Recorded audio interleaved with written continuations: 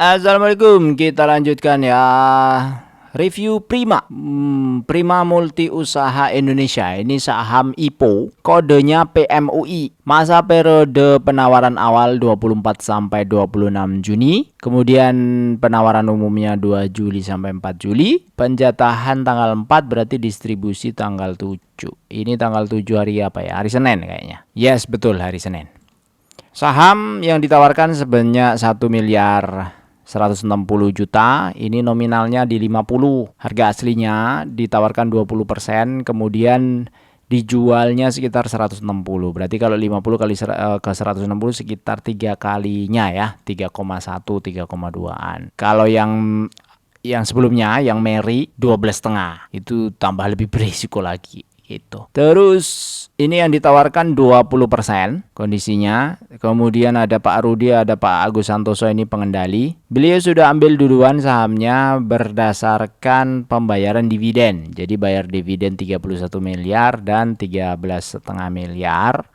Itu dikonversikan ke saham dan menjadi pengendali. Rencana penggunaan dana 26% pembelian tanah bangunan milik pihak afiliasi. Jadi ini dipakai untuk dirinya sendiri nih, 26%. Kemudian 29% dipakai untuk pinjaman ke perusahaan anak. Jadi dapat uang gratis, ya karena namanya IPO kan uang gratis seolah-olah ya. Terus dipinjamkan ke usaha anak dengan suku bunga 9%. Inilah orang kaya jadi makin kaya kan begini. Jadi kalau teman-teman mau kaya cepat, bikin perusahaan yang bisa IPO. Alah gitu kira-kira. Nah 29% ini 33%-nya dipakai untuk beli tanah. Nah ini nggak tahu juga nih beli tanahnya ke siapa nih. Kemudian 33% digunakan untuk melunasi utang. 30% digunakan untuk beli mesin ya, untuk air minum dalam kemasan ini. Sisanya untuk modal kerja. Terus sisanya berarti ini kan 26, 29. Berarti masih sisa sekitar 40 sekian ya. Itu dipakai untuk beli barang ya, beli persediaan. Terus kalau lihat data-data keuangan, kasnya oke ya, 61 miliar, aman-aman aja. Terus liabilitas ini hampir nggak ada, cuma 12 miliar doang. Sorry, utangnya, utang. Ini utang pajak. Terus penjualannya, ini penjualannya gede banget nih teman-teman. Saya nggak tahu kenapa ini jualannya apa saja, tapi kalau ngelihat memang jualan alat-alat telekomunikasi ini 3 triliun loh dia jualan loh, baru IPO sekarang kan. Tadi Mary Riana aja berapa tuh, 30 miliar, cuma ini 3 triliun, berapa kali lipatnya. Cuma laba brutonya ini nggak terlalu besar, hanya 200 miliar, itu 6,3%. Laba usahanya apalagi itu cuma 2%-an. Ini di sini ada rasionya ya. Nih 1,54%. Laba neto tahun berjalan terhadap penjualan neto. Laba brutonya 6,4. Laba usahanya 2,3. EBITDA-nya 2,1. Kecil, tipis. Karena memang trader ya. Laba per sahamnya 14. Murah nggak bang? Gitu kan. Pertanyaan selanjutnya kan begitu. Untuk dividen investing kira-kira oke nggak? Murah nggak? Kalau dihitung 14, kemudian dia jual sekitar 100 berapa? 60. Mana tadi bro? Mana bro? Ya ini dia. 160, maka sebenarnya potensi dividen yield-nya adalah 8,7%. Kalau ini dibagikan semua.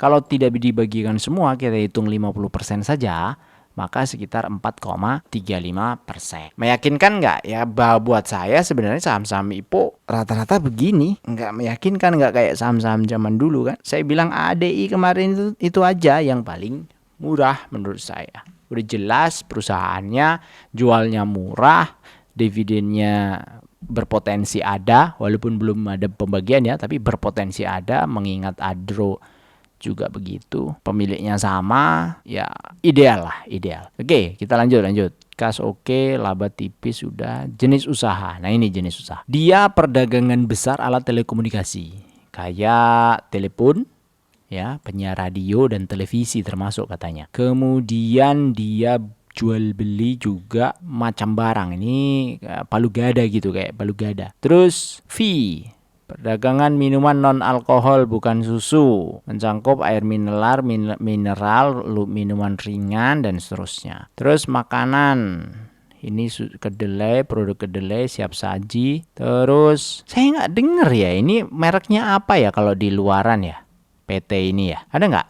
Teman-teman ada yang tahu nggak tuh mereknya apa di PT ini? PT apa namanya? Prima Multi Usaha Indonesia. Prima. Oh ini ada nih. Ternyata dari Cirebon.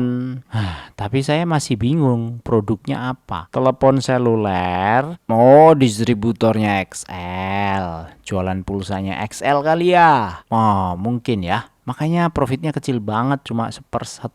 Ya memang sih kalau dia jualan pulsanya XL jadi distributor utama ya memang triliunan. Ya saya nggak tahu lah, pokoknya intinya begitu.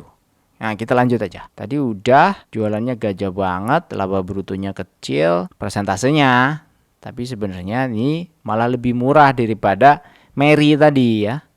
Walaupun labanya tipis tapi lebih murah. Jenis usahanya tadi udah. Cuma kalau dari sisi penggunaan dana IPO itu kondisinya ada exit dikit-dikit lah dari owner ya. Dia pakai 26% ini untuk beli tanahnya dia sendiri. Jadi seolah-olah dia jualan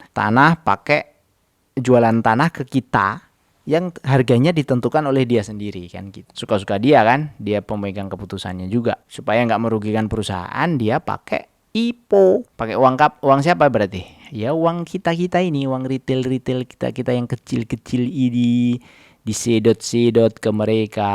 Oke, nah penjamin efeknya ini ada Korean Investment, ini sama kayak Bank Arto dan MDKA. Arto di hari pertama lompat, kiri banget. MDKA seingat saya juga lumayan lah. Arto itu kalau nggak salah 60%-an. MDKA 25%-an ya. Kira-kira. Itu aja dari saya, semoga bermanfaat. Sampai jumpa lagi di video berikutnya. Wassalamualaikum warahmatullahi wabarakatuh. Salam sukses.